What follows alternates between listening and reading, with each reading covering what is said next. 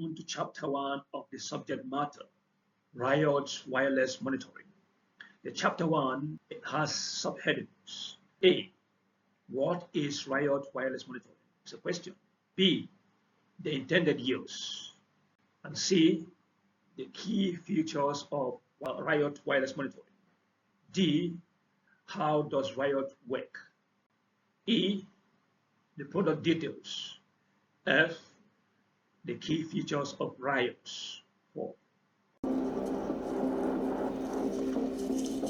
I've got this FOBA remote control here which gives you up to 200 meters of reception range in an outdoor environment like this. However, if you're in an environment where there's trees, other buildings, that can be reduced, but how can you check? The great thing about the IoT, it's got an inbuilt signal strength receiver. Looks like a 1980s graphic equalizer that you might have had on your hi-fi, but it's a great diagnostic tool when you're setting this up.